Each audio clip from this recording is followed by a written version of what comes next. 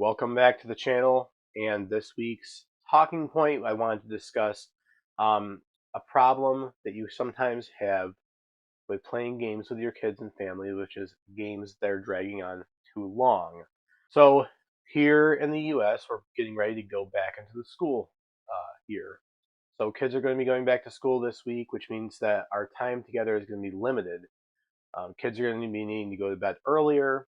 They're going to be getting up earlier, and so we're not going to have dedicated 2 or 3 hours every day during the middle of the day to play war games as we have been doing.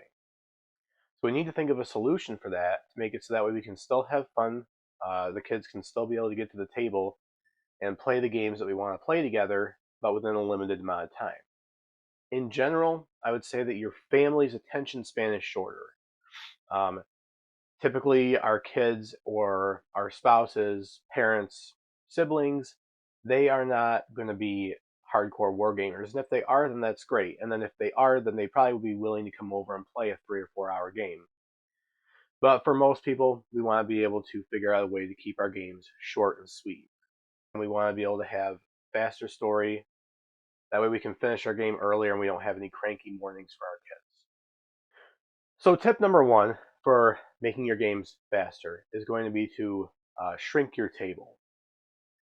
So if you're going to be playing a big grand scale game with a ton of figures on the table and you want to play on an 8x4 or 6x4, that's great. And you can easily set up scenarios that you can play within 3, 4, sometimes even longer, a number of hours. And this is good for if you have a day to dedicate to a war game. But if you're trying to finish up a war game in an evening, you want to shrink your table down. If you can get a 4x4 for a smaller skirmish game, or if you have a 6x4, concentrate a lot of your terrain in one area and make the deployments be around that area. Shrinking your table down is going to help to increase play because it's going to get your figures into the action quicker. That way we're not spending the first half hour of the game just maneuvering around the board. Another tip for making your games go faster is to be using smaller forces with bigger movements. So instead of going for grand scale where each side has 50, 60 bases, we're going to be going for small scale. Maybe something like a skirmish with 10 to 15 miniatures. Or if you want to do a big battle, use less bases and just have them represent more men. Also, I recommend that if you're trying to get a game done faster, to increase the movements of these units. So if an infantry would normally move 6 inches on the table, maybe increase it to 12. Doubling all those movements and dropping the number of figures can help to increase the speed of your play so you can get that game done before it's bedtime. The next tip is going to be to set time or turn limits. So doing something like, hey, we're going to play a game tonight, we're just going to do a max of 6 turns. Or actually setting a timer on the stove and saying, okay, I'm going to set a timer for exactly 1 hour, and whatever we can get done in 1 hour is what we get done. And at the end, the results are the winner is this or this. That way, it adds a little bit of tension as well, because for your kids at the table, they know that they're racing against the clock. This will also encourage them to get their units into the action quicker, and they're not going to take as much time making decisions. They're going to have to be a little bit more reactive, and they're not going to have as much time to plan. And that can create a really fun scenario if you're trying to play a game an hour or less before bedtime. The next point that I'm going to make is to simplify the victory conditions. We want our scenarios that we are playing in this short war game before bed to be as simple as possible. So we're going to give one goal. Maybe the goal is secure that town, or grab that loot, or kill this number of figures. And if you can complete that victory condition, then the game is over. There will be no secondary conditions or secret added extra stuff from the game master afterwards. Simplifying the victory conditions can help you get that game done quick, and it also motivates the kids to move fast. The next step that I'm going to talk about is going to be to prep ahead of time. For you who is setting up the war game, make sure that you have the entire table ready to go. Your scenario has been thought out, and it's a quick few lines that you can speak out loud to the kids right before the game. Your terrain is already arranged, your figures are out. If you have to have any sheets or charts or anything that you're going to be tracking anything on, make sure that they're prepped and ready with the unit's name and stats on it already. This way, when you get the kids to the table, they don't have to do any of the logistical work or the paperwork, so to speak. and they can just hop right into the game. Just a quick scenario idea that you could run a game tonight if you wanted to before the kids go to bed. So we're going to set this in the Old West. So we have two rival gangs, and they are fighting over a crashed wagon in the middle of an open plain. Their objective is simple.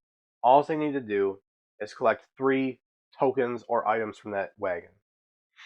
There's a 4-turn limit, and we're going to be playing this on a 4x4 card table. Pretty easy scenario. You can get into that with just 2 or 3 figures on either side.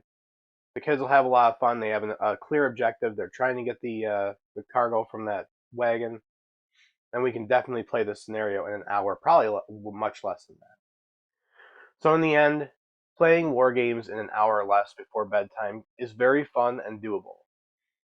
Don't get upset trying to run a massive war game with hundreds of figures on either side and having it not work out because the kids are getting tired because they woke up in the AM. Just a quick hobby update of some of the stuff I've been working on this week. I've been working on some small little villages that would be perfect for 6 to 10 millimeter scale as representations of different villages. The styling behind the villages is kind of a colonial style. I did a little bit of a mixture of whitewash looking buildings and brick. All basic, very, very basic color schemes with a little bit of flocking on top with some homemade sawdust flocking. These are mounted on plastic card bases, and these will be great for using with my Risk Pieces armies. And speaking of the Risk Pieces armies, I finished all the infantry. So I have them all based up now on 1-inch square bases. I have 5 figures per base, and I have 24 bases per color, and I have 5 different colors. So I'm still sticking with the theme of Risk of being 5 different colors in the box, but I have now taken them, given them very, very basic color schemes, and based them with a little bit of static grass so that way they look nice. I'm also currently working on the cavalry and the artillery, and so I have those all mounted up on some popsicle sticks and some bases to get ready for priming and painting, and I'll be working on them this week. Additionally, I also made a bunch of hedgerows, which I'll be using for a World War II project in the future. And that is all for our hobby update for this week.